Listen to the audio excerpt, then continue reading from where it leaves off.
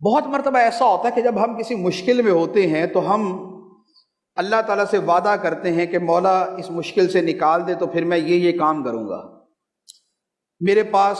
اس وقت میں مشکل میں ہوں، اگر مجھے مال عطا فرما دے تو میں تیری راہ میں اتنا صدقہ کروں گا۔ یا بیمار ہوتا ہے تو بیماری میں دعا مانگتا ہے کہ یا اللہ مجھے شفا عطا فرما دے، آئندہ میں نمازیں پڑھوں گا، میں سارے کام کروں گا۔ جیسے آج کل کسی کو کورونا ہو جائے تو کیا کیا وعدے کرتا ہے،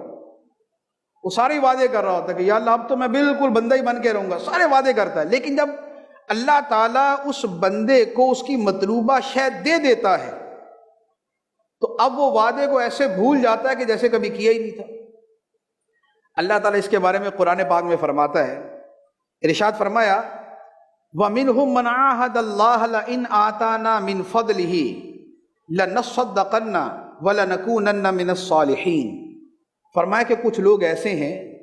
کہ جو یہ کہتے ہیں کہ اگر اللہ ہمیں بہت سا مال دے دے نا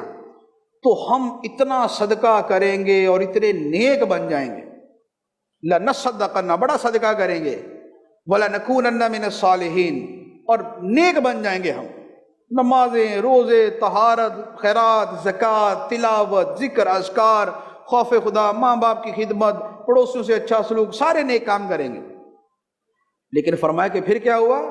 فَلَمَّا آتَاهُم مِّن فَضْلِهِ بَخِلُوا بِهِ وَتَوَلَّوْا وَهُمْ مُعْرِضُونَ۔ جب خدا نے مال دے دیا تو فرمایا کہ پھر انہوں نے بخل کرنا شروع کر دیا، کنجوسی کرنا شروع کر دی، منہ پھیر لیا، جو خدا سے وعدہ کیا تھا اس کو پورا نہیں کیا۔ تو نتیجہ کیا ہوا، فرمایا فَأَعْقَبَهُمْ نِفَاقًا فِي قُلُوبِهِمْ، تو اللہ نے ایسوں کے دلوں میں منافقت پیدا کر دی، جو خدا سے وعدہ کرے اور پورا نہ کرے، خدا سے وعدہ کرے اور پورا نہ کرے، تو فرمایا کہ اللہ تعالیٰ نے ایسوں کے دلوں میں منافقت پیدا کر دی۔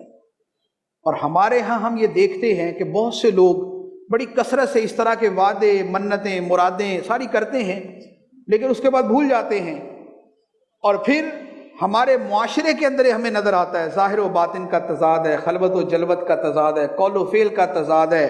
عمل کا تضاد ہے، ادھر کچھ وہاں کچھ۔ یہ جو منافقت کے آثار ہوتے ہیں اس کے پیچھے اس طرح کی چیزیں ہوتی کہ خدا سے وعدے کر کے پورے نہیں کیے ہو، اور خدا سے وعدہ کر کے پورا کرنے والے جو ہیں اللہ تعالیٰ ان کی شان بھی قرآن میں بیان فرماتا ہے۔ صحابہ کرام میں بہت سے ایسے تھے کہ جنہوں نے وعدے کیے، خدا سے وعدے کیے اور پورے کیے۔ اللہ تعالیٰ نے قرآن کے اندر ان کی شان بیان فرمائی، فرمایا من المؤمنین رجال صدقوا ما عاہدوا اللہ علیہ فمنہم من قضى نحبہ ومنہم من ينتظر۔ فرمایا کہ کچھ لوگ ایسے ہیں کہ جنہوں نے خدا سے کیے ہوئے وعدوں کو سچا کر دکھایا۔ فرمایا کوئی تو وہ ہے جو وعدہ پورا کر چکا، اور کوئی وہ ہے جو ابھی انتظار کر رہا ہے کہ جب وقت آئے گا تو خدا سے کیے ہوئے وعدے کو پورا کروں گا۔ اور صحابہ کرام کے وعدے پتہ کس طرح کے تھے، سبحان اللہ۔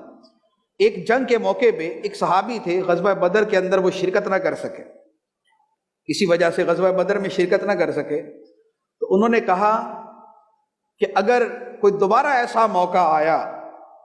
کہ کافروں نے مسلمانوں پہ حملہ کیا اور سرکار علیہ السلام کے مقابلے میں آئے تو خدا دیکھے گا کہ میں کیسے اس کی راہ کے اندر اپنے آپ کو پیش کرتا ہوں۔ انہوں نے وعدہ کیا۔ اب ہوا یہ غزوہ احد آ گیا، غزوہ احد کے اندر وہ جنگ میں شریک ہوئے اور راہ خدا میں ایسے لڑے ایسے لڑے ایسے لڑے، شہید ہو گئے۔ شہید ہونے کے بعد جب لاشوں کو تلاش کرنا شروع کیا گیا تو وہ صحابی ملے ہی نہ کہ وہ کدھر گئے، اور کیسے ملے؟ ان کی ہمشیرہ نے جب لاشوں کو چیک کیا تو اپنے اس بھائی کو صرف یہ انگلیوں کے پوروں سے پہچانا، کیونکہ بدن کا ہر جز زخموں سے چور چور ہو چکا تھا۔ کافروں نے شہید کر کے ناک کاٹ دیا تھا، کان کاٹ دیے تھے، چہرہ بگاڑ دیا تھا، بدن کے اعضاء کاٹ دیے تھے، 72 یا 82 تلواروں اور نیزوں کے زخم ان کے بدن پر موجود تھے، پورا بدن زخموں سے لہو لہان کہ کوئی صحابی پہچان نہ سکا۔ ان کی ہمشیرہ نے انگلیوں کے پوروں سے پہچانا کہ یہ میرا بھائی ہے۔ یہ تھے جنہوں نے خدا سے وعدہ کیا تھا کہ اگلا موقع آئے گا تو پھر انشاءاللہ ہم خدا کی راہ میں اپنے آپ کو پیش کریں گے، اور یہ پورا کر دکھایا۔ تو رب نے ان کی شان بیان فرمائی کہ کوئی وہ ہے کہ جو اپنی منت کو پورا کر چکا، اپنے کہنے کو پورا کر چکا، اور کوئی وہ ہے جو ابھی انتظار کر رہا ہے کہ کب موقع آئے گا اور خدا کی راہ کے اندر اپنی جان قربان کریں گے۔